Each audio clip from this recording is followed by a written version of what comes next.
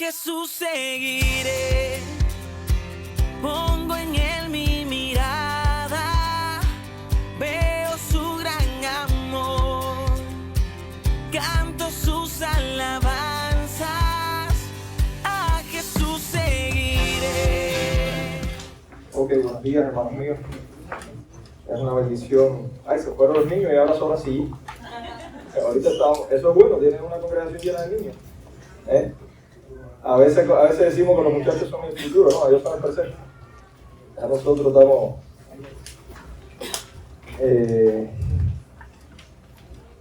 Dios hace milagros.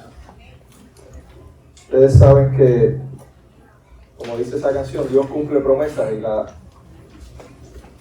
el cumplimiento de la promesa de Dios tenemos que dar gracias a Él mismo, que no depende de nosotros. Porque si dependiera de nosotros no hubiera forma de que una promesa se cumpliera. La semana antes pasada habíamos empezado un tema que se llamaba el cristiano frente a los falsos maestros. ¿Recuerdan? No lo continuamos la semana anterior porque tuvimos el tiempo de bautizo y lo vamos a continuar esta semana. Aquella vez habíamos aprendido cómo identificar los falsos maestros. Y habíamos estado basándonos en la carta de Judas, que tiene tremenda similitud con la segunda carta de Pedro, el capítulo 3 específicamente. Y nos había quedado una parte que les había dicho, que era cómo nosotros debemos actuar ante los falsos maestros. O sea, el tema de la prédica de hoy se llama el cristiano frente a los falsos maestros, cómo actuar ante ellos, qué es lo que debemos hacer. Vamos a orar. Amado Señor, te damos gracias por este tiempo, Padre, y te ruego ahora, Señor, que podamos predicar tu palabra fiel, Señor, y pon la tierra para que la semilla sea sembrada, Señor, y dé fruto a tu tiempo, Padre. No me permita, Señor, desviarme a izquierda y a la derecha, y como siempre te ruego, Señor, conoces mi imperfección para esto, así que te pido, Padre, que te glorifiques y que sea tu Espíritu Santo hablando a través de mí, a través de tu Biblia, Señor. En el nombre de Jesús. Amén. Una vez conversaba yo con el pastor Jimmy, y me decía, ya hoy en día es casi imposible, vamos a poner difícil en extremo para no decir imposible, recomendarle a una iglesia a alguien. Ya no sabemos a dónde mandar a nuestros hermanos cuando se mudan, cuando se van, porque el que un día creía que era un predicador fiel, de repente empezó a desviarse a un grado, y ha pasado tanto tiempo que ese grado que se desvió anda por otro camino. Entonces las iglesias que antes se podían considerar de sana doctrina andan desviadas. Los pastores que se consideraban predicadores fieles a la palabra, muchos se han desviado y andan predicando, como dice Judas en esta carta, sus sueños y visiones, contando sus historias, las historias de su vida, y se han alejado de la Biblia. Y esto forma parte de lo que hemos estado aprendiendo, y para eso tenemos que estar preparados. Porque incluso aunque nuestro pastor, ahora nosotros nos mudamos, y no nos pueda decir, ve a esta iglesia, nosotros tenemos que buscar un sitio donde ir, y cuando entremos nuestro cerebro tiene que estar preparado para saber si lo que nos están enseñando es con solo escuchar una prédica, muchas veces es correcto o no. Yo he visitado varias iglesias, y aquí lo he mencionado, y he sido testigo de que en entrar, no porque yo sea el que más hacer, y no son cosas básicas de la Biblia, de entrar algo me huele raro. Es como mi profesor de electrocardiografía me dice, apréndete el electro normal y cuando veas algo raro tú vas a saber que está mal. No vas a saber qué es lo que está mal, pero vas a saber que algo anda mal.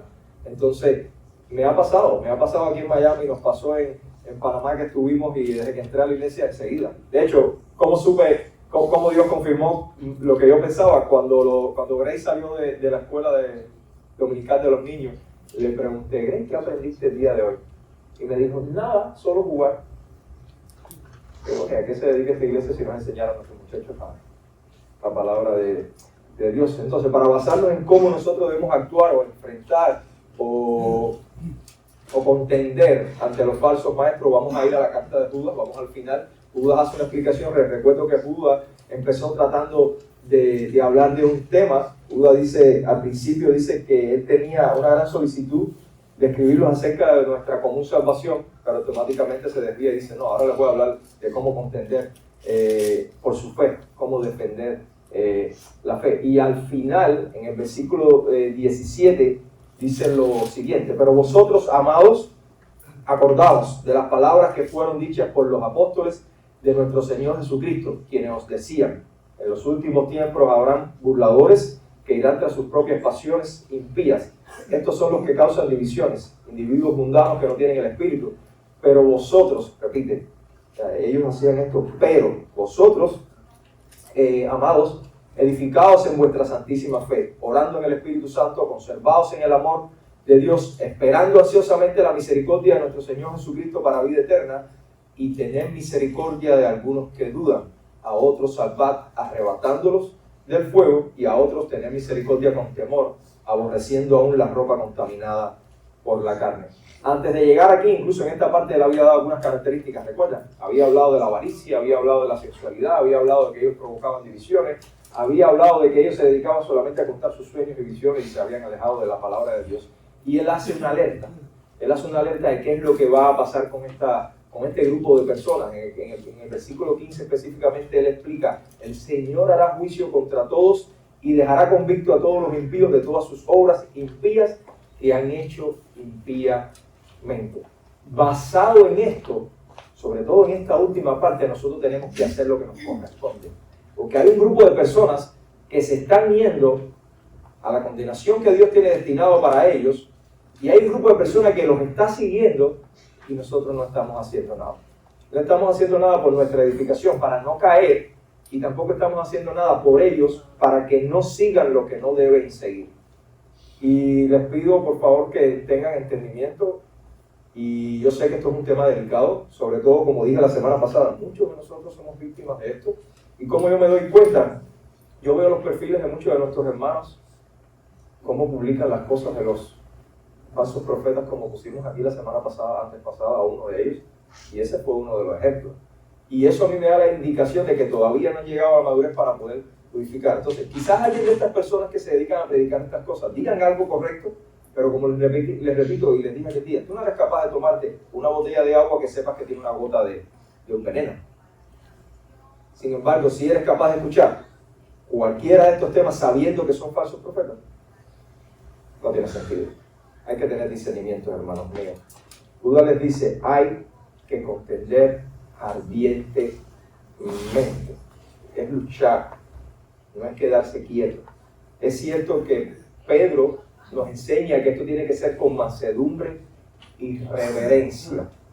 O sea, con humildad y reverencia, no solo a Dios, sino respeto a la persona a la cual tú vas a enfrentar. No estamos hablando de caernos a piñazo con alguien. Siempre repito esto: nosotros estamos llamados a ganar almas, no batallas. No es ganar una discusión de que yo sé más que tú, no es ganar una discusión de que yo soy el que tengo la última verdad, es ganar almas. Y para ganar usted tiene que contender con mansedumbre, pero también con reverencia. Reverencia sin salirte de lo que dice la palabra de Dios. Y reverencia y respeto por la persona que te está escuchando, que puede que esté en un momento o en una inmadurez espiritual inicial. Y usted tiene que ser respetuoso a eso. Por eso el versículo dice: acordaos. Y se acordado de que esto ya se dijo una vez. Esto no es nada nuevo lo que está pasando hoy en día. Esto se dijo desde los tiempos de los apóstoles. En esos tiempos vendrán estas personas y harán estas cosas que nosotros estamos viendo hoy en día. Y me gustaría dejarle esto: cuando usted se dedique a escuchar a alguien, mire con quién se reúne. Mire con qué otros pastores se reúnen, con qué otras iglesias se congregan. Estamos en un mundo polarizado, ya sea político o religiosamente. Un grupo de personas siempre van a reunirse a favor de un partido y otros a favor de otro. Un grupo de personas se va a reunir con lo que a ellos les gusta. El personaje que pusimos la semana pasada, antes pasada aquí, había sido ungido por Benny Hinn, que todos sabemos que es un falso maestro, de esos que cogen ¿cómo se llama? El saco y tumban a mitad de iglesia con el movimiento del saco. Yo no quiero decir que Dios no es capaz de hacer cosas y que cualquiera puede ser derrumbado por el poder del Espíritu Santo delante de nosotros, pero hemos visto animaladas que se ven. Entonces tengan discernimiento para poder definir y vean con quién se reúnen las personas que ustedes siguen. Retomo, habíamos aprendido cómo identificarlo y hoy vamos a aprender cómo actuar ante ellos. Judas nos enseña dos grupos, yo lo clasifiqué en dos grupos de acciones. Un grupo de acciones internas, ¿qué quiere decir? Acciones que tú tienes que hacer contigo, cómo tú te tienes que preparar. Y un grupo de acciones externas, cómo tú vas a actuar con esas personas o hacia esas personas. En el versículo 20 de la carta empieza Judas a decirnos: pero vosotros, amados, edificaos en vuestra santísima fe. Eso es lo primero que debemos hacer, edificarnos en la fe. La palabra edificar en el Antiguo Testamento siempre estaba relacionada a construir algo físico, un edificio, el templo o cualquier cosa. Cuando tú llegas al Nuevo Testamento, tú ves que el sentido que se le da a esta palabra es otro. Se le da el sentido de una edificación espiritual. De hecho, muchas veces aparece con la palabra espíritu o con la palabra fe, una edificación que no es algo que tú puedas ver, que tú puedas palpar con tus propias manos. Ahora, la pregunta es, ¿cómo nosotros edificamos esa fe que el pastor Jimmy habló en el devocional? Esa fe de Hebreos, esa fe que es la certeza de lo que tú esperas, que tú no ves. ¿Sobre qué base tú edificas? La palabra edificar quiere decir construir sobre algo que ya está establecido, algo que alguien hizo, un fundamento, y tú vas entonces a empezar a construir de ahí hacia arriba. Vamos a la carta a los Efesios, el capítulo 2, versículo 20, y ahí Pablo nos dice: edificados sobre el fundamento. ¿Ven? Tenemos algo hecho, tenemos el cimiento, tenemos la zapata de una casa. ¿Cuántas veces se pone la zapata de una casa? Una sola vez. Usted pone la zapata y no tiene que poner más nada. Y ahí empieza lo demás. No hay que volver a hacer zapata. Dice: edificados sobre el fundamento de los apóstoles y los profetas, siendo Cristo Jesús mismo la piedra angular, en quien todo el edificio bien ajustado va creciendo para ser un templo santo en el Señor, en quien también vosotros sois juntamente edificados para morada de Dios en el Espíritu Santo. Cristo es la piedra angular. Cuando usted va a hacer un edificio, usted primero pone la primera piedra, que muchas veces lo toman como algo protocolar. Va a venir el presidente, no sé qué, y pone una piedra. Pero sobre esa piedra que es Cristo se va a edificar todo lo demás. ¿Quiénes vinieron después? Los apóstoles. Edificaron, por eso es que nosotros de una forma u otra somos apostólicos. Nosotros somos apostólicos, porque no somos romanos.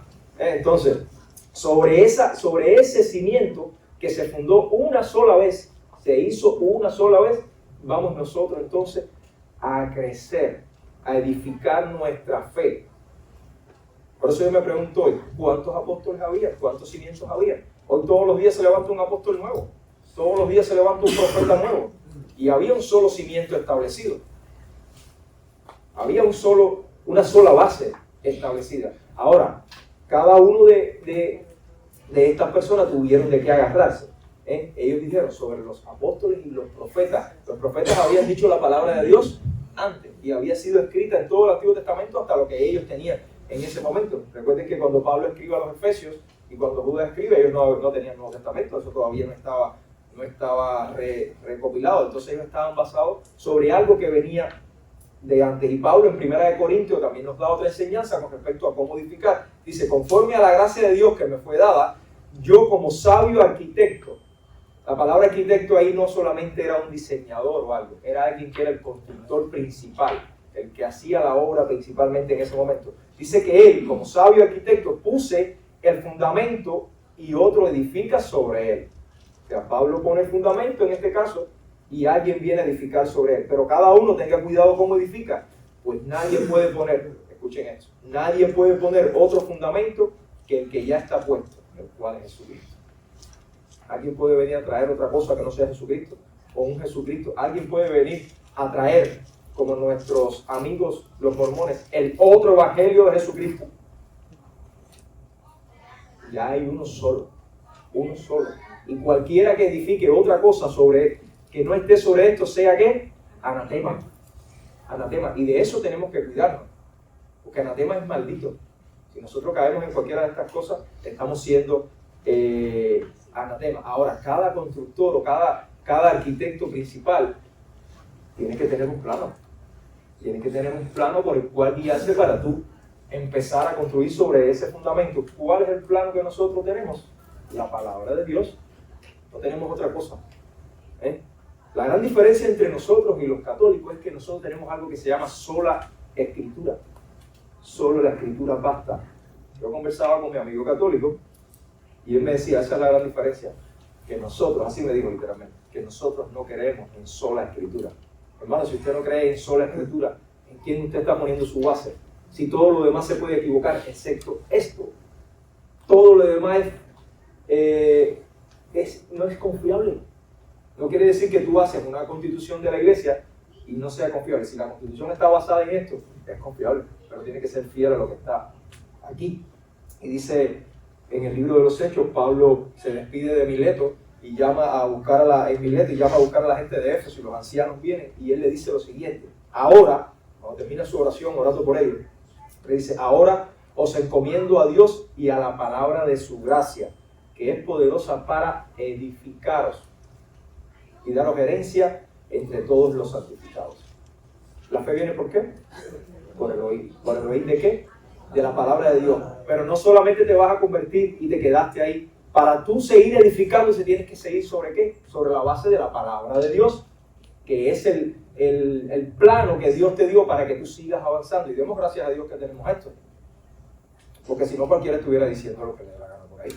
Pero tú tienes una palabra que es fiel, una palabra que es infalible, una palabra que no se equivoca, una palabra que no te lleva al error bajo ningún precepto. Ella te va a llevar al error. Y nosotros tenemos el mandato no solo de estudiarla, sino de obedecerla. Porque a veces sí la estudiamos, pero no la obedecemos. Yo estoy seguro que muchas de esas personas que se paran a predicar la cantidad de tonterías que predican, ellos estudian la Biblia. Lo que pasa es que no la obedecen. No lo obedecen. Satanás le dijo a Jesús en el desierto: escrito está también esto. O sea, la conocía, pero no lo obedece. Entonces no hacemos nada con ser una enciclopedia de la Biblia caminando por la calle y no obedecer la palabra de Dios. Y eso aplica también al discernimiento que tenemos que tener con respecto a los falsos maestros.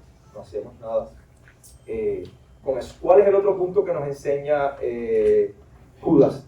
Dice en el versículo 20, continúa, dice: orando en el Espíritu Santo. Hace unas semanas, un hermano, no sé si fue en el grupo de los hombres, creo que fue, preguntó: ¿qué es orar en el Espíritu Santo? ¿Te acuerdas que lo preguntaron? Y ahí entonces estuvimos conversando un poquito de... Tristemente, hoy se ha visto que orar en el Espíritu Santo es empezar a hablar en un lenguaje raro y a empezar a decir una serie de sandeces que nadie entiende, o incluso caer en un éxtasis, en un estado de éxtasis que nadie se imagina lo que está pasando. Vuelvo al punto, porque puedo ser criticado por eso. Eso no quiere decir que Dios no pueda hacer estas cosas. Lo que quiere decir es que esto no es lo más frecuente que pasa. Orar en el Espíritu Santo. Ahora salió, estaba escuchando un video, salió el supuesto heredero de Jesucristo, egipcio el hombre.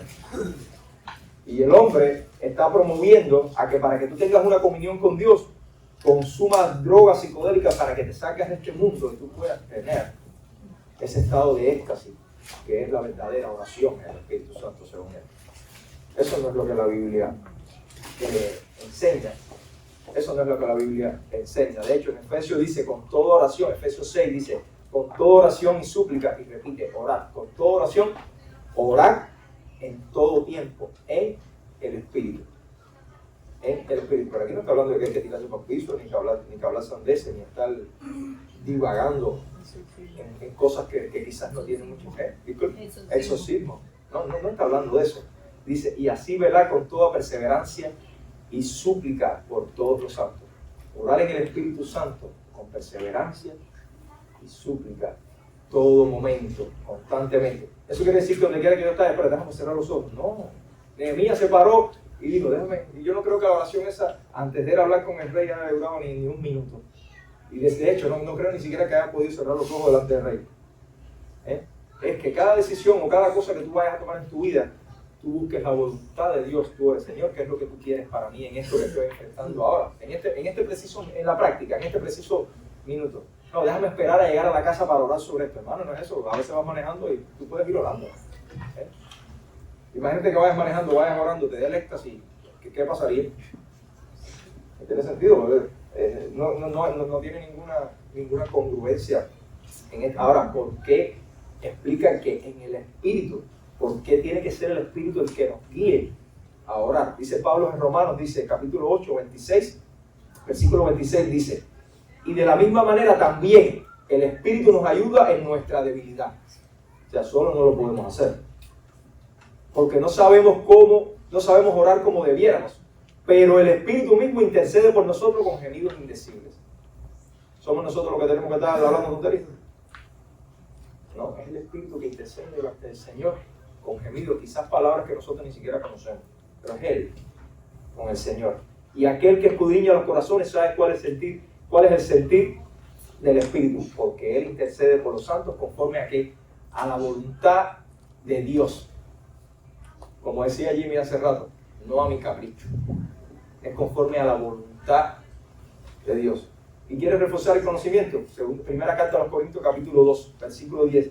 Pero Dios nos las reveló, hablando de lo que Dios había revelado, por medio del Espíritu, porque el Espíritu todo lo escudriña aún las profundidades de Dios. ¿Quién conoce las profundidades de Dios? El Espíritu nosotros no lo conocemos.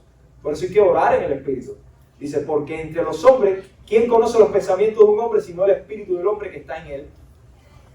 Asimismo, nadie conoce los pensamientos de Dios, sino el Espíritu de Dios. El Espíritu te va a llevar en contra de esto. Y es verdad, ¿quién dictó esto o quién inspiró a esto? El Espíritu inspiró a cada uno de ellos. Por tanto, si a ti te mandan a orar, si a ti te están hablando cualquier cosa y no está con lo que dice aquí, eso no es el Espíritu, porque el Espíritu no se contradice. Si tu oración en cuanto a cualquier tema va en contra de lo que tú estás pidiendo, sea un capricho o sea lo que sea, va en contra de lo que dice la Biblia, eso no es el Espíritu. No estás orando en el Espíritu. Ahora, la oración, como decía el pasaje anterior, leí algo en Facebook y pusieron algo así, lo voy a decir, la oración debe ser un estilo de vida, no un contacto de emergencia. A veces, déjame ir a orar porque ahora es que se apretó el zapato. Hermano, no es así. Tiene que tener una vida constante de oración todos los días, desde que se levanta hasta que se acuesta. Por cada decisión, incluso la mínima, incluso la pequeña decisión que vas a hacer. No es ahora que estoy mal, voy a orar. Tristemente muchas veces esperamos que se nos ponga difícil la situación para orar, pero es al revés. Es al revés. Hay que vivir constantemente en oración y Él es el único que te puede llevar en el Espíritu a buscar, a tener discernimiento. Voy a ir a una iglesia, ¿cómo yo voy a identificar si esto es una iglesia donde se está predicando la verdad o no se está predicando la verdad? El Espíritu es el que te va a decir.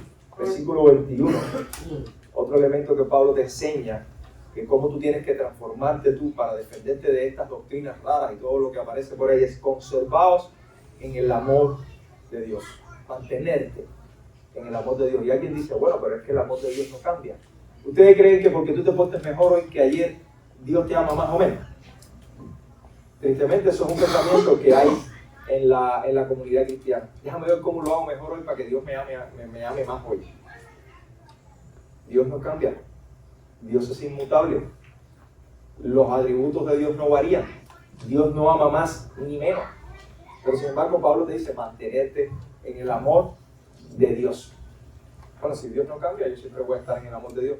Claro que siempre vas a estar en el amor de Dios, pero no siempre vas a ser bendecido de la manera que Dios te quiere bendecir, porque quizás tú te has apartado. El ejemplo clásico es el hijo pródigo. ¿El padre dejó de amar al hijo? No dejó de amar al hijo. ¿Qué fue lo que hizo el hijo? Se separó. Se separó de ese radio de acción. No es una representación típica, pero vamos a imaginar que este es el amor de Dios. Este círculo aquí. Y tú estás aquí en el centro. Todo lo que esté dentro del círculo, tú vas a estar dentro del amor de Dios y recibiendo la bendición de Dios. Si tú estás fuera, Dios te va a seguir amando igual, pero ya la bendición igual no te va a alcanzar.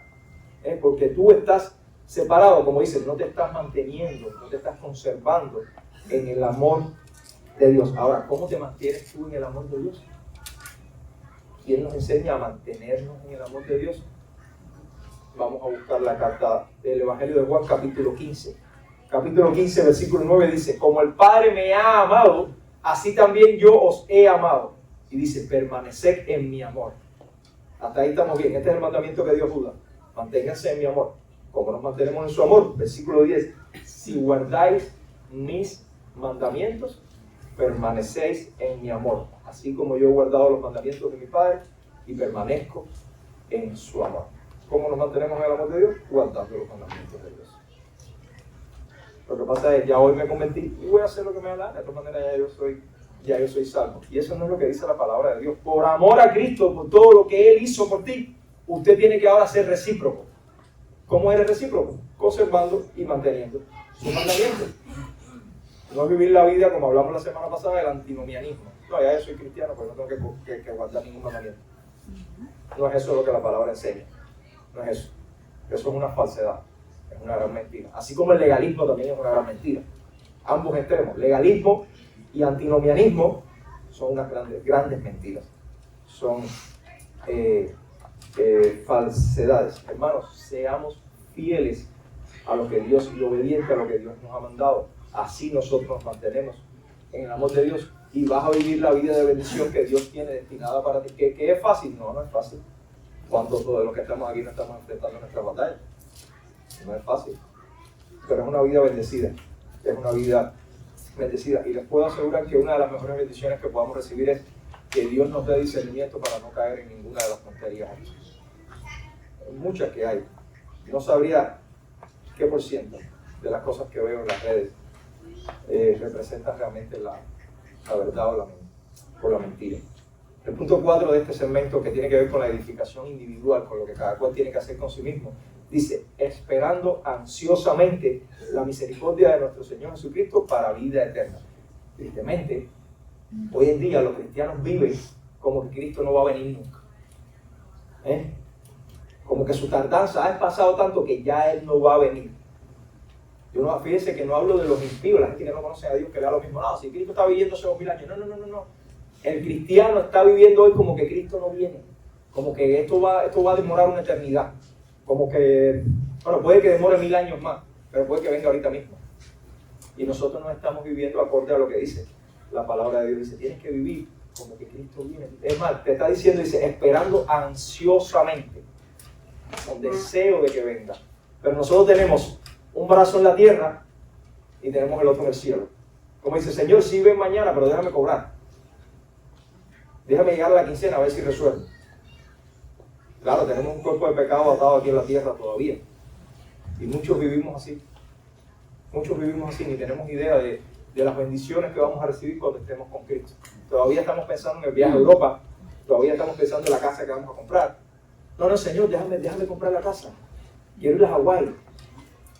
No tenemos ni idea de las bendiciones que Cristo está ofreciendo cuando Él venga. En la segunda carta de Pedro, capítulo 3, Pedro nos aconseja, dice, puesto que todas estas cosas han de ser destruidas de esta manera, ¿qué clase de personas no debéis ser vosotros en santa conducta y piedad, esperando y apresurando la venida del día de Dios? ¿Eso quiere decir que yo puedo apurar a Dios para que venga? No. Eso quiere decir que tu deseo tiene que ser como que Cristo venga ya, que en mi mente yo esté ansioso, apresurado porque Cristo venga ya, con una expectativa de que venga mañana, ahora mismo, si es posible. Y dice que cuando eso ocurre, dice, en el cual los cielos serán destruidos por fuego y los elementos se fundirán con intenso calor. Pero según su promesa, nosotros esperamos nuevos cielos y nueva tierra en los cuales mora la justicia. ¿Quieres algo más difícil? Que en este mundo no hay justicia. Y cuando Cristo venga, sobrará y sobreabundará la justicia. Y todavía queremos quedarnos aquí. Nuestro pastor decía al inicio, nosotros tenemos una herencia que no es aquí. Yo siempre digo, y ustedes me han escuchado, estamos prestados, ¿sabes? Tú estás prestado, tú eres un peregrino progresando en esta tierra hasta que llegues a la presencia del Señor. Como escribió Bunyan en su libro. Eres un peregrino, tú estás prestado. En Estados Unidos, en Cuba, en Venezuela, en Dinamarca, en Australia, donde quiera, usted está prestado, usted no pertenece. Si usted es cristiano, usted no pertenece a esta tierra. Así que no tienes por qué atarte. De hecho, si tu mente está concentrada en el cielo, ¿quién te va a vender una tontería de eso? Si tú no andas atrás de productos que se echan a perder, tú no andas atrás de prosperidad, tú tienes tu mente en el cielo. ¿Quién te va a vender algo raro si tú no estás concentrado en lo que te van a ofrecer aquí en la tierra? Pero claro, como dice la palabra de Dios, muchos teniendo comezón de oídos se buscarán maestros. ¿A qué? Acorde a lo que ellos quieren. Me gusta que me digan que este año sí me voy a casar. Y me voy a casar con un millonario o una millonaria. Me gusta que me digan que este año voy a tener el trabajo de mi vida. Me gusta que me digan que este año voy a ganarme la lotería. Me gusta que me digan que este año Cuba sí va a mejorar. Increíblemente en Cuba, con la miseria que hay iglesias de la prosperidad. Increíblemente. Pero ¿por qué hay iglesia? Porque es la ley de la oferta y la demanda. Yo voy a venderte lo que tú me vas a comprar. Pero si el pueblo de Dios tiene discernimiento, no va a comprar lo que no tiene sentido. Pero siempre va a existir, porque hay gente que desea escuchar cositas lindas siempre. Indudablemente el mensaje de Dios es un mensaje de amor, es un mensaje de paz, pero no siempre es así, hermanos míos. No siempre es así, pero nos vamos buscando nuestras propias concupiscencias y caemos en el error de estos falsos maestros. Ahora, ¿cómo debe ser nuestra actitud durante la espera? Dios nos ha vendido, nos ha dado 76 años, que es la esperanza de vida en nacer en este país, a 78 años. Bueno, ¿cómo nosotros durante este tiempo que Dios nos ha dado, cómo nosotros vamos a actuar? La parábola de los siervos vigilantes, en Lucas nos explica, dice, debemos estar así. Estar siempre preparados y mantener las lámparas encendidas. Ser semejante a hombres que esperan a su Señor, que regresa de las bodas para abrirle tan pronto como llegue y llame. O sea, hay que estar atentos. Nuestro pastor nos enseñaba un día, no es estar haciendo cálculo a ver qué día viene Cristo. Ah, no, aquí dice que 70 años, 69 más una semana según Daniel. No. No es eso, es estar atento a las señales. Es que cuando tú veas que estas cosas estén pasando, Cristo va a venir. Ah, que no sé si va a ser mañana, pero yo estoy viendo lo que Cristo. Yo no soy, de hecho el Señor dice, ni siquiera yo sé la hora. No es que no la supiera, es que en su función que Él vino a hacer no le correspondía decir a nadie lo que era. Ni siquiera yo sé la hora, así que cuánto más nosotros. La función de nosotros es velar, ser semejante a hombres que esperan a su Señor que regresa de las bodas para abrirle tan pronto como llegue y llame. Miren la bendición. Dichosos aquellos siervos a quienes el Señor al venir halle velando, ayunando, estando atentos. En verdad os digo que se ceñirá para servir y los sentará a la mesa y acercándose le servirá. Ven la bendición. Dios te va a servir a ti. Dice, el Señor viene y en vez de tú que eres el siervo le vas a servir, Él te va a servir a ti. Él se va a quitar, se va a lavar las manos, te va a lavar los pies, se va a ceñir a tu y te los va a secar. Pero tu función es estar velando como que Cristo viene ya. No, todavía faltan 1000 años. No, tranquilo, yo voy a seguir haciendo lo que estoy haciendo, pero todavía falta. Es que, hermano, estás preparado, dice la palabra. Estemos preparados, no ociosos, con las lámparas encendidas, preparados, atentos, mirando, alumbrando todo, escudriñando todo lo que me quieran vender. Escudriñando todo. Cristo va a venir. Si tú estás aquí, tú no conoces de Dios, Cristo va a venir.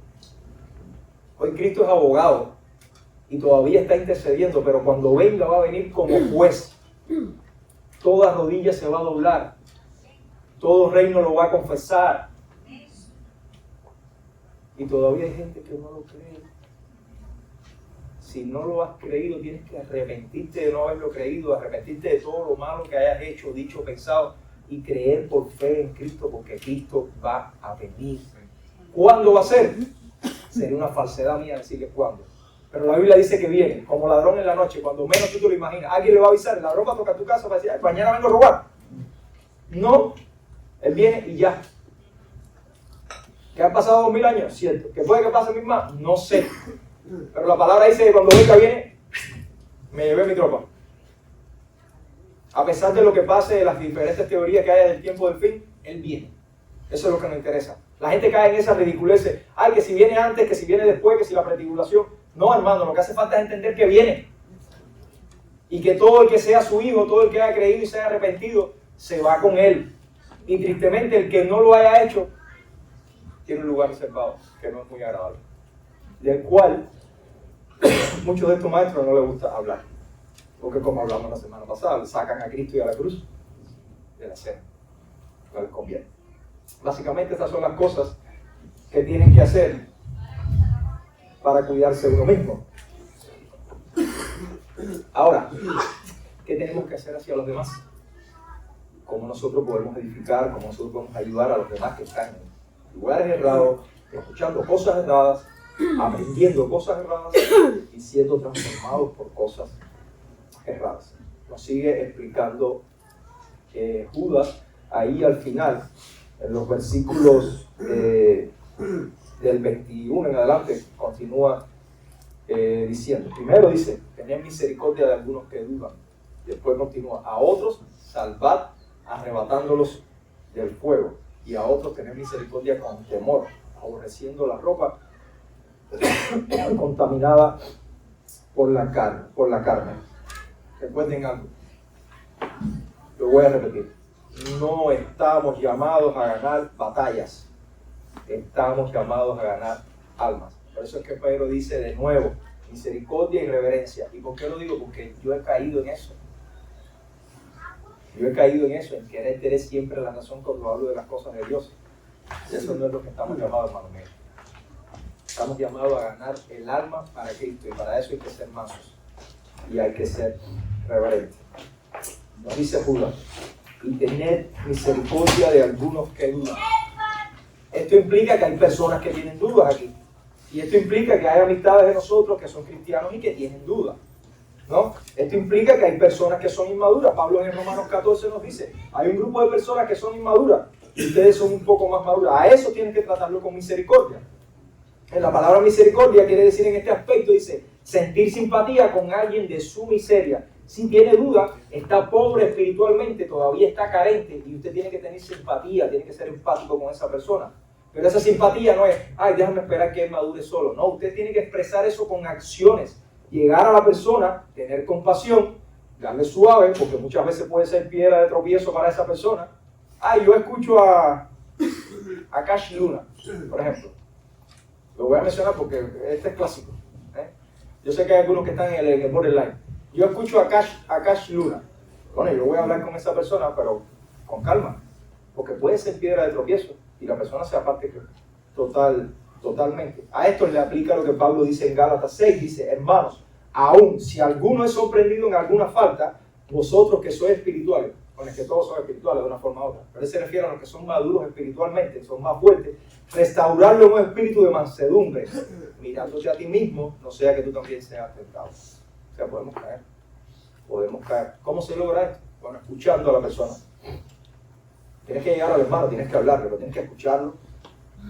Tienes que tratar de entender su posición para poder dar respuesta con mansedumbre. Tienes que ser empático, ponerte tus zapatos. Tienes que ser respetuoso. Tienes que proveer evidencia de lo que estás hablando, bíblica. Tienes que tener la Biblia en tu mente para poder decirle, mira, pero es que lo que la Biblia dice es esto. Esto es lo que dice la palabra de Dios, pero si no lo conocemos, ¿a quién tú le vas a dar evidencia si tú no conoces nada? Tienes que demostrar amor, y es, la Reina Valera en este versículo dice, a algunos que dudan, convencerlos. O sea, no es imponer, es persuadir, es dar evidencia persuadiendo y llevarlo al conocimiento o al convencimiento verdadero. No puedes refutar si no tienes preparación. No puedes refutar si no tienes preparación. Muchas veces tu testimonio es suficiente para que alguien entienda, pero a veces se necesita mucho más que eso. Y le digo a la otra contraparte, a los que están siendo o tratando de ser, siendo educados por estos que les quieren enseñar un camino correcto, también tienen que ser mansos y entender, puede que yo esté equivocado. Déjame darle el beneficio de la duda, a ver si yo estoy equivocado. Intenten. Continúa diciendo el pasaje de Judas, dice, a otros salvad arrebatándolos del fuego. Este es el grupo que le pega la palabra contender ardientemente. O sea, a estos hay que darle duro. No hablo de caer la pala, no hablo de entrarle en una discusión de esa fogosa. No. Hablo de que a la hora de hablar con las pruebas que tenemos hay que ser agresivos. Si tú ves a alguien ahogándose y ya está en el fondo, usted le tira la vara para que se agarre. Esa persona no tiene fuerza para agarrar la vara. ¿Qué tiene que hacer usted? Tiene que lanzarse al agua y sacarlo. Porque ustedes han visto en las piscinas, ¿no? Que hay una vara que la tiene salvavidas, y si alguien está ahí, le lanza el palo, la vara, la persona se agarra y él lo ala. Pero ¿qué pasa si esta persona lleva rato sofocado y no tiene fuerza? Él no va a agarrar. Él no va a agarrar la vara. ¿Qué tienes que hacer, salvavidas? Tirarse. Y cómo tirarse vamos a hablar después. Pero tiene que tirarse. Lo mismo nos pasa a nosotros. Miren, estas personas están en las puertas del infierno. Hay que arrebatarlos del fuego. Están en las puertas del infierno. Se dedican solamente a escuchar a sus pastores favoritos de la prosperidad o a cuanta cosa por ahí te venden. ¿Y cómo lo sabemos? Porque lo vemos, lo identificamos, vemos su comportamiento, vemos, lastimosamente, yo caigo mucho en esto, lastimosamente hoy en las redes sociales nosotros vemos todo lo que se hace y todo lo que se publica y cómo la gente expresa su madurez espiritual a través de las redes sociales. Y lo peor es que muchas veces estas personas no preguntan, no buscan ayuda. Yo me recuerdo que la primera Biblia que a mí me regalaron de estudio, yo se la llevé a mi pastor Y le dije, ¿usted me puede decir si esta Biblia es correcta para que yo la estudie? Y ya. Me dijo, sí, es correcta. La Biblia de las Américas. Pero las personas hoy no escuchan a cualquiera y ni siquiera le preguntan a su líder, ¿usted cree que es correcto que yo escuche a esta persona? No lo hacen. Esas personas están prácticamente con la misma comparación que Judas utiliza aquí, están en Sodoma y Gomorra. ¿Y qué hay que hacer con los que están en Sodoma y Gomorra? Vamos a Génesis 19. Los ángeles llegaron a Sodoma a sacar ¿a quién? A Lot y a su familia. Y en el versículo 16 de Génesis 19 dice, y deteniéndose él, los varones asieron de su mano y de la mano de su mujer y de las manos de sus dos hijas, según la misericordia de Jehová para con él. Y lo sacaron y lo pusieron fuera de la ciudad. A la fuerza, a Lot y a su familia, los ángeles lo sacaron a la fuerza. Porque ¿qué pasa con estas personas que están tan metidos en esa cultura o en ese tipo de ideologías o doctrinas que no quieren salir? Por eso tú tienes que ir a arrebatarlos del fuego. No te puedes quedar con la vara, tienes que lanzarte al agua. Y vuelvo y repito, hay que estar equipados, hay que tener conocimientos fuertes. De eso vamos a hablar en el taller de evangelismo que tenemos la semana que viene, el sábado. Y hay un tercer grupo que dice, a estos, dice, de otros, tened misericordia con temor. Fíjense la palabra, a esa gente, usted tiene que tener misericordia también. Tienes que ser compasivo también, pero tienes que tener temor, aborreciendo aún la ropa contaminada por la carne. Este grupo está tan metido en su pecado o en el entendimiento de las doctrinas erradas que usted tiene que tener cuidado cómo se le acerca. Te le tiras al abogado. ¿Quién ha rescatado a alguien o ha recibido entrenamiento de esto? Cuando usted se tira a un abogado, usted no le va de frente, ¿verdad? Usted tiene que ir por atrás y tratar de agarrarlo o agarrarlo por el pelo, por la cabeza. Porque si te tiras de frente, ¿qué va a pasar? Te va a ahogar también porque empieza a patalear y te va a ahogar también. Eso es lo que está diciendo Judas aquí. Tenga temor, odie su pecado. Yo he escuchado gente, no, si para yo llevarle el evangelio a fulano, tengo que irme a tomar cerveza con él y irme con una discoteca, pues yo me voy. ¿Sí lo hemos escuchado? Malinterpretando el pasaje donde Pablo dice, me hice humilde a los humildes, pobre a los pobres y toda esa historia. Es nada que ver, hermanos míos. Alcanzar a esas personas no implica compartir su pecado, porque él te lo está diciendo, tenga cuidado porque usted también se puede contaminar. No es compartir, es aborrecer lo que hacen. Pero esto lleva incluso más preparación de nuestra parte. La iglesia general debe estar preparada. ¿Por qué la iglesia general debe estar preparada? Judas era un predicador itinerante. Él andaba por ahí. En ese tiempo no es como ahora, tenemos la iglesia y aquí venimos. No. En ese tiempo la gente salía a predicar y llegaba a la casa de Jimmy, que radicaba la iglesia, y ahí llegaba y le decía, bueno, y venía. No, pero yo lo que tengo entendido es esto, y así, y daba su enseñanza. Se iba esa persona, ese predicador. Después venía otro y decía, no, pero yo lo que creo es esto y esto y esto. Si esa iglesia no estaba preparada, ¿qué iba a pasar? Se iba a ir con la primera ola. Se iba a ponchar con la primera. Y es lo que está pasando. De eso Juan, cuando escribe su tercera carta, se la escribe a Gayo, y les voy a hacer un contraste. Le dice aquí, mire, amado, estás obrando fielmente en lo que haces por los hermanos, y sobre todo cuando se trata de extraños, pues ellos dan testimonio de tu amor ante la iglesia. Harás bien en ayudarles a proseguir su viaje de una manera digna de Dios. Era gente que venía, llegaban a la casa de Gayo, que radicaba en la iglesia, predicaban, así, y él los ayudaba a continuar su viaje. Pues ellos salieron por amor al nombre y no aceptando nada de los gentiles. Por tanto, debemos acoger a los tales hombres para que sean colaboradores en pro de la verdad. Existía un grupo de personas que llegaban a casa de Jimmy, predicaban bien el evangelio, y él les decía a esas personas recibirlo, darle impulso y ayudarlos a seguir su viaje porque ellos van en el nombre de Dios. Ahora, ¿quieren ver el contraste ahora? Eso fue en la primera carta, en la tercera carta de Juan, que se le escribe a Gayo. En la segunda carta, Juan le escribe a la señora, que no se sabe si es una iglesia o a alguien específico, se cree que es una iglesia. Y Juan está hablando en esta carta de las personas que decían que Cristo no había venido en carne. No, él era un espíritu. Él decía que la gente decía que Cristo era un espíritu, que no era una persona física. Y él les dice lo siguiente, pues muchos engañadores han salido al mundo que no confiesa que Jesucristo ha venido en carne. Ese es el engañador y el anticristo. Tened cuidado. ¿De acuerdo a lo que hablamos? Con temor. Tened cuidado para que no perdáis lo que hemos logrado, sino que recibáis abundante recompensa. Todo el que se desvía y no permanece en la enseñanza de Cristo no tiene a Dios.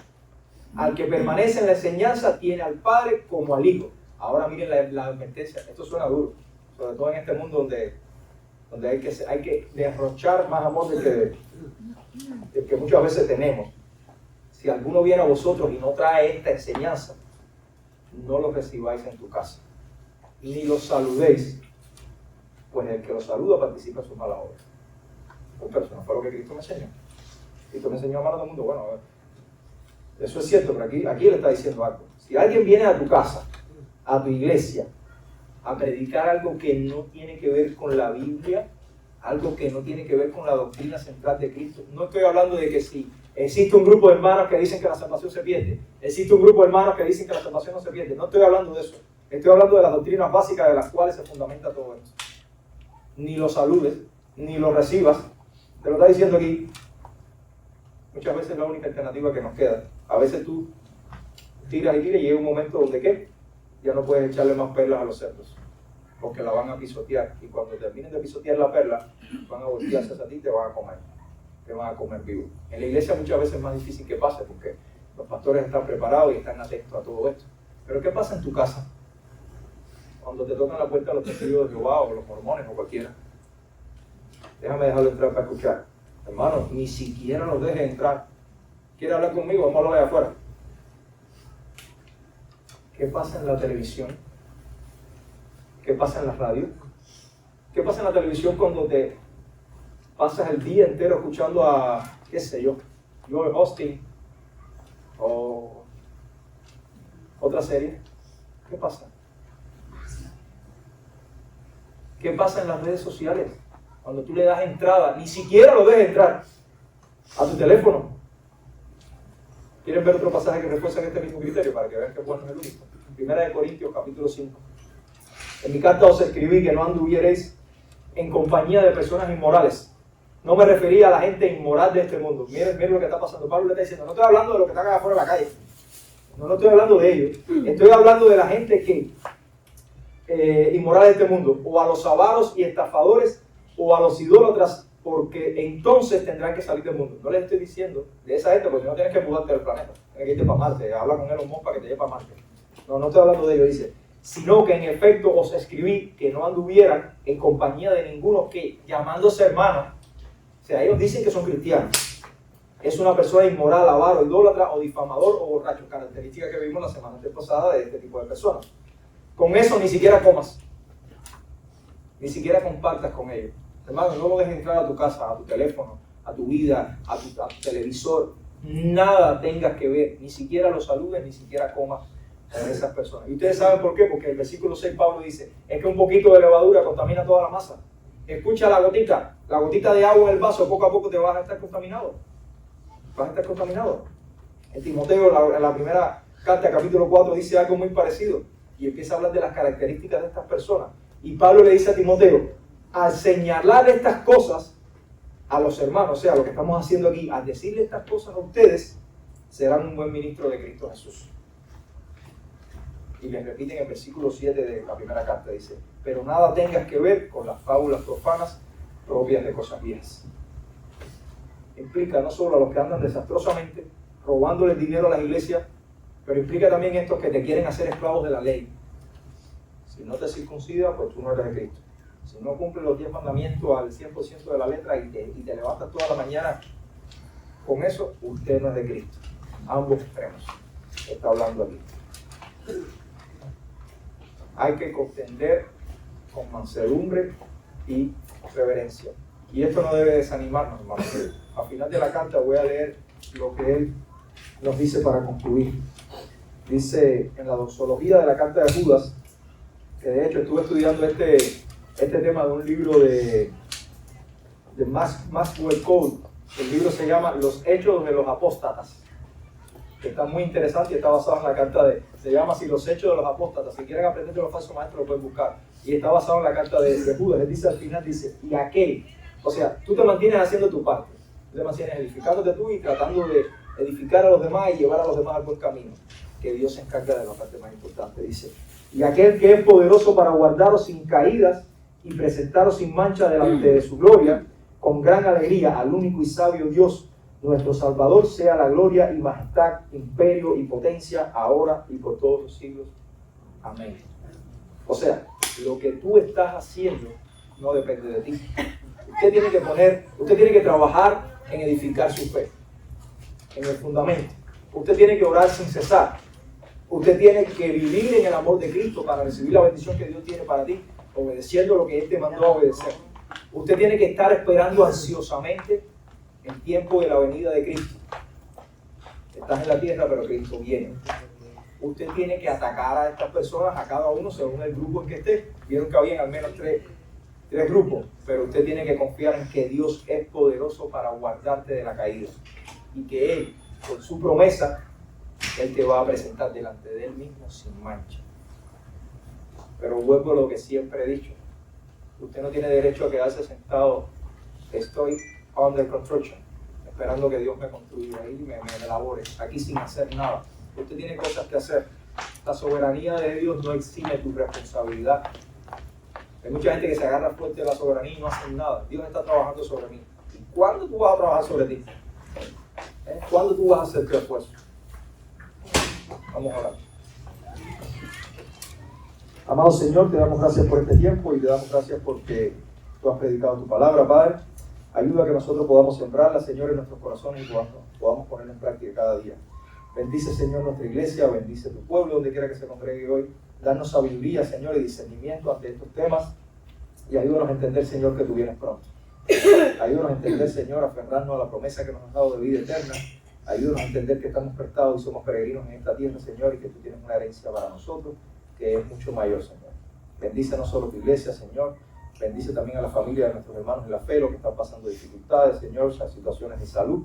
Bendice y protege nuestro país, Señor, no solo este donde tú nos has traído, sino nuestros países de origen, Señor. Y te ruego, Padre, que le des sabiduría a cada institución o gobierno en este país para que haga las cosas acorde a tu voluntad. Ayúdanos a esperar en ti, Señor. Ahora, por favor, te pedimos, Señor, que el resto del tiempo sea un tiempo bendecido y que nos lleves con bien a nuestro hogar. En el nombre de Jesús. Amén. Amén. Amén. A Jesús seguiré, pongo en